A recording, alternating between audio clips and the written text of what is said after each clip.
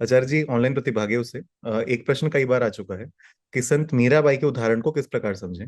वे कह रहे हैं कि यदि जो निर्गुणी भक्ति है सिर्फ वही निर्दोष होती है, तो संत मीराबाई जिस तरह कृष्ण भगवान की भक्ति करती थी, तो उस उदाहरण को हम किस तरह समझ सकते हैं आज के। अच्छी है, ऊंची है। अच्छी है, ऊंची है, पर उस उदाहरण में जो रिस्क्स हैं, जो खतरे हैं, उनके प्रति आप सतर्क रहिए। बिल्कुल हो सकता है कि मीराबाई अद्भुत विलक्षण प्रतिभा की धनी रही हों।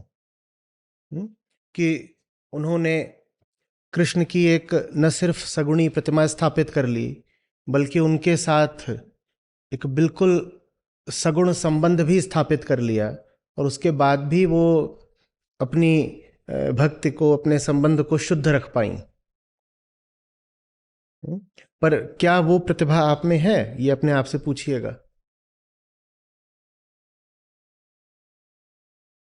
और वैसा संबंध रखने में जितने खतरे हो सकते हैं, आप उनके प्रति सतर्क रहिएगा। सतर्क रह करके अगर आप मीरा जैसे हो सकें, तो ये तो बड़ी अनुपम बात है।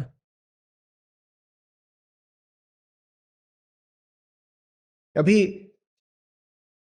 मेरे ख्याल से 2 ही 4 दिन पहले किसी का प्रश्न आया था, और शायद आज या कल में ही जो शक्ति चैनल है उस पर वो पब्लिश भी हुआ है, कि मैं राम को पति मानना चाहती हूं, पर जब भी पति रूप में उनकी कल्पना करती हूं, तो शरीर सक्रिय हो जाता है, मामला एकदम भौतिक हो जाता है। ये खतरा होता है। हर स्त्री मीरा नहीं होती।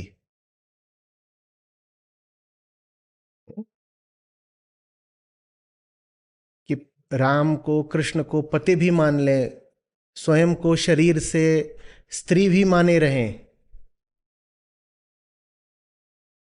उनमें सारे पुरुषोचित गुणों को भी स्थापित कर दें अपने आराध्य में, और उसके बाद भी गुणों के साथ जो दोष आते हैं उनसे अछूते रह जाएं। ये थोड़ी टेढ़ी खीर है। जो लोग इसको साध सकते हों, उनके लिए मीरा का मार्ग बहुत अच्छा है।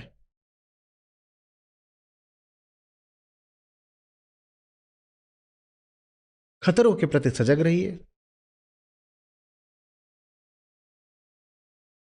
हम्म? जो लोग पूछते हैं कि मीरा का मार्ग, अगर उनमें पुरुष हैं तो उनसे पूछिए कि अगर आप परमात्मा को अपनी पत्नी के रूप में विजुअलाइज करें, तो उसमें लाभ कितना है और खतरे कितने हैं। तो थोड़ी फिर बात समझ में आएगी। अगर आप कह दें कि परमात्मा मेरी पत्नी है, तो उसमें आप देखिए कि लाभ कहां तक आएगा और मामला खतरनाक कितना हो जाएगा। उसी तरह के खतरे हो जाएंगे जब कोई स्त्री बोलेगी कि जो परम सत्य है वो मेरा पति है।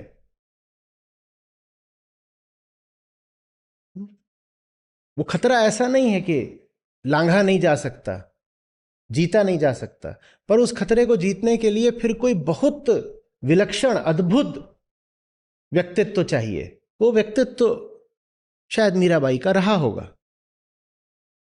पर आप उस मार्ग पर चलने से पहले स्वयं से पूछ लीजिए कि क्या आप में भी उतनी दृढ़ता, उतनी शुद्धता, उतना संयम है कि आप कहें कि सत्य मेरी पत्नी है, उसे मैं पत्नी रूप में देखूंगा, और फिर भी रिश्ते को आप स्वच्छ रख सकें। यह प्रश्न आपको ईमानदारी से अपने आप से पूछना होगा।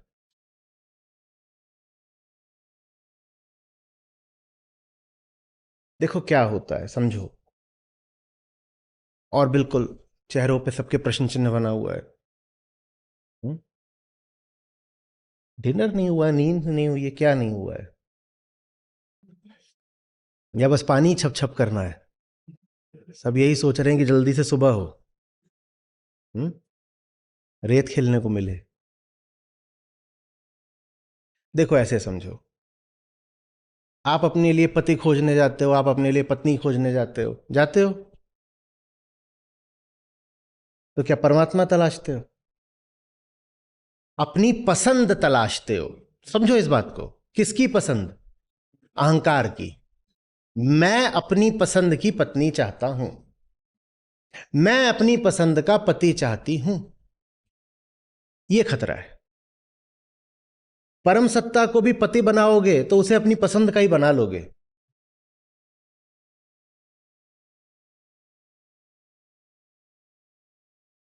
बहुत सारे ऐसे हुए हैं ऋषि तपस्वी जो अविवाहित थे। ठीक है, ऋषिकाएं भी हुई हैं ऐसी। हम्म। बहुत सारे विवाहित भी रहे हैं। पर ये जो विशुद्ध अध्यात्म का क्षेत्र है, इसमें अविवाहितों का अनुपात काफी ज्यादा रहा है सामान्य जनता से। सामान्य आप समाज में निकल जाओ तो अविवाहित लोग कितने होंगे? 1, 2, 5%। लेकिन अध्यात्म के क्षेत्र में आओगे तो उनका अनुपात 40, 50, 60% भी हो सकता है ना? वजह क्या रही है? वजह सिर्फ ये नहीं रही है कि उन्होंने प्रण कर लिया था कि विवाह करना नहीं है। एक वजह यह भी रही है कि आप जब बहुत ऊंचे हो जाते हो ना, तो आप किसी को पसंद नहीं आते हो। आप बहुत ऊंचे हो गए तो आपको पति या पत्नी मिलना मुश्किल होता जाएगा। इससे मैं क्या कहना चाह रहा हूं? इससे मैं कहना यह चाह रहा हूं कि हमारी पसंद कभी उच्चतम की तरफ होती ही नहीं है।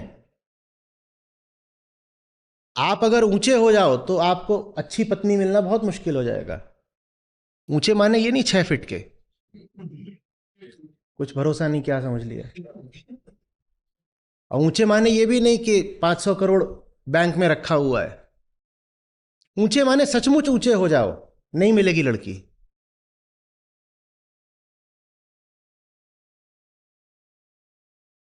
वैसे भी महिला भी अगर सचमुच विदुषी हो जाए तो उसका विवाह मुश्किल हो जाएगा, नहीं मिलेगा लड़का।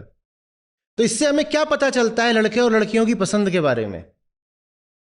हम ऊंचे को तो कभी पसंद कर ही नहीं सकते। तो माने हमारी पसंद की प्रकृति यह है कि वो नीचे की ओर ही जाती है। ठीक है, वो नीचे की ओर ही जाती है। और पति पत्नी बनाते हम पसंद से ही हैं। ये दोनों बातें एक साथ चलाइए। पसंद हमेशा नीचे की ओर जाती है, पति पत्नी हम पसंद से बनाते हैं। तो अब अगर मैंने परमात्मा को पति के रूप में लक्षित किया तो क्या होगा? वो परमात्मा मुझसे भी नीचे का होगा। अगर मैंने परमात्मा को पति या पत्नी के रूप में लक्षित करा, चित्रित करा, तो वो मुझसे भी नीचे का हो जाएगा। क्योंकि पति या पत्नी हमें ऊंचा चाहिए ही नहीं होता कभी। आप कि ब्याह का मामला हो और आप जाइए और वहां बहुत ऊंची बातें कर दीजिए। अब वहां जाके बोलिए कि मानव इतिहास को जानते हो बदला किसने है? मार्क्स ने, डार्विन ने।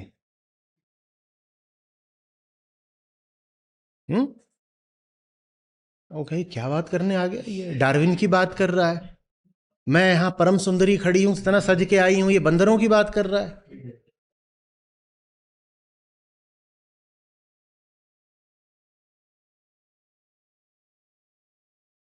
आप उससे बोलने लगे, आपको पता है हम सोचते थे कि हमारी चेतना बिल्कुल हमारे विचारों में प्रकट होती है। नहीं, फ्रॉइड ने हमें बताया कि विचार से ज्यादा हमारी चेतना हमारे सपनों में प्रकट होती है। और हमारे सपने सब सेक्सुअल है। तो कहेगी पहले दिन ही गंदी बातें कर रहा है।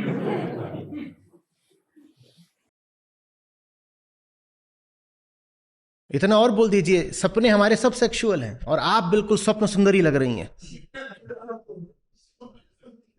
अब या तो उसका आईक्यू इतना बुरा हो कि ये दोनों वाक्य सुन के भी समझ ना पाए कि क्या बोल दिया, पर थोड़ा भी अगर भेजा चलता होगा तो एकदम बुरा मान जाएगी ये क्या बोल रहा है। ऊंची बातें करके पत्नी नहीं मिलनी और ऊंची बातें करके पति भी नहीं मिलना। इसीलिए जिन्हें ब्याह करना होता है वो एकदम कोई तपस्वी का वेश थोड़ी धारण करते हैं।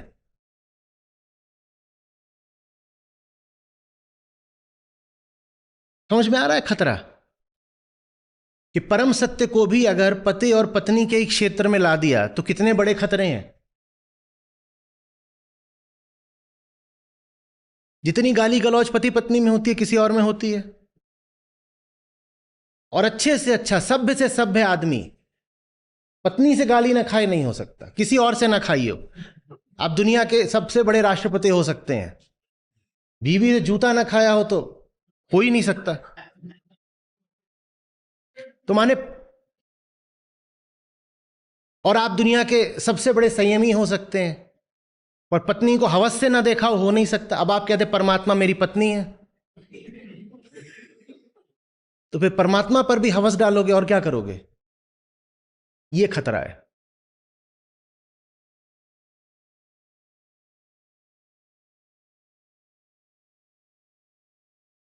मीरा होना संभव है पर बहुत बहुत विरल बात है, एक्सट्रीमली रेयर, और उसमें खतरे बहुत हैं।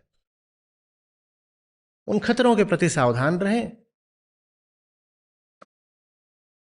कुछ बहुत अद्भुत फूल होते हैं जो कई शताब्दियों में एक ही बार खिलते हैं, उनकी नकल करने की कोशिश नहीं की जानी चाहिए। वो विरल फूल हैं, एकदम रेयर, एक बार खिला तो खिला।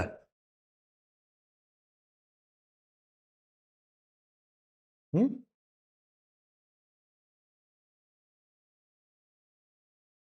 सर जी, अगला प्रश्न मधुरेंद्र जी से है। उनका कहना है कि आज के समय में जो भक्ति मार्ग के प्रचारक गुरु हैं, वो कहते हैं कि भक्ति में ज्यादा प्रश्न नहीं पूछने चाहिए। तो क्या ये बात सही है कि भक्ति में हमें प्रश्न नहीं करने चाहिए?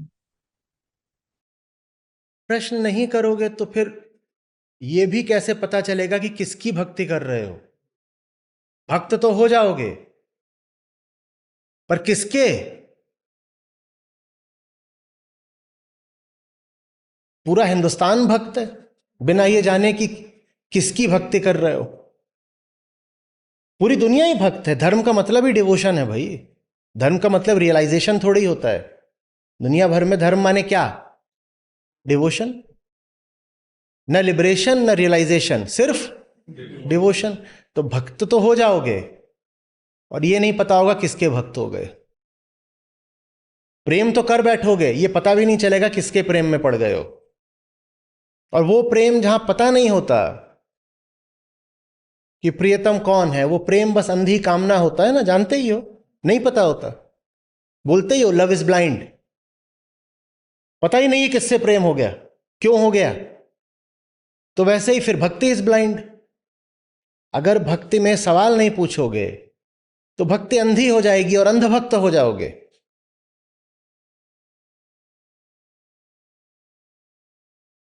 और कोई सवाल ना करो, इतना सवाल तो करना ठीक है ना, किसकी भक्ति, या ये सवाल भी ना करें। एक आदमी बैठा है, आप उसके पास गए, आप प्रचारक हो, आप उसके पास गए और उससे बोल रहे हो भक्ति बहुत अच्छी चीज है, भक्ति भक्ति बहुत बढ़िया। अच्छा, अच्छी बात बताइए आपने, पर इतना सवाल पूछना तो उसका अधिकार है कि नहीं कि किसकी भक्ति करवा रहे हो और क्यों। इतना भी ना पूछे वो, बस इतना तो समझा दीजिए, फिर ठीक है।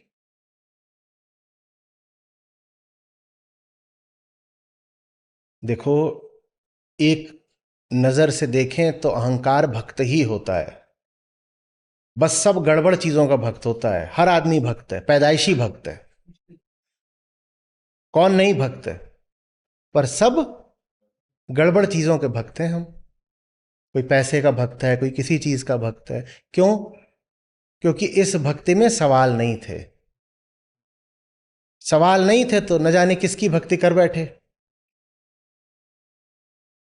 किसी को कुर्सी चाहिए, किसी को रूपसी चाहिए, किसी को प्रतिष्ठा चाहिए, किसी को निष्ठा चाहिए। भक्त तो सभी हैं, और सबकी भक्ति में खोट यही है कि उसमें सवाल नहीं थे। बस जिधर को वृत्ति चली उधर को भक्ति चली। ये भक्ति तो गड़बड़ हो गई ना।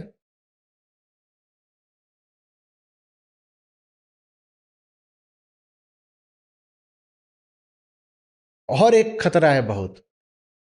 अहंकार अपने मन मुताबिक जब कोई काम करता है तो उसको क्या आता है? मजा। कम से कम तात्कालिक तौर पर, क्षणिक तौर पर आता है कि नहीं? अपनी पसंद का पकवान खाओ तो कहते हैं आनंद, मजा आ गया, मजा आ गया। जो भक्ति को समझते ही नहीं वो इसी मजे को नाम रस का दे देते, कहते हैं रस है, ये रसधार है। न वो भक्ति जानते न वो रस जानते। मन चला आचरण करने पर जो मजा आता है उसको वो रस बोलने लग जाते हैं, कहते हैं आहा क्या रस है, क्या रस है।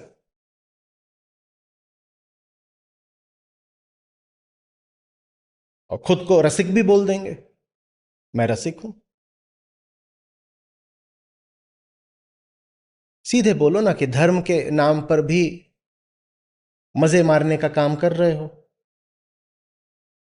और उसको बोल रहे हो ऊंचे शब्द के साथ कि रस है। वृत्ति को भक्ति बोल रहे हो और मजे को रस बोल रहे हो।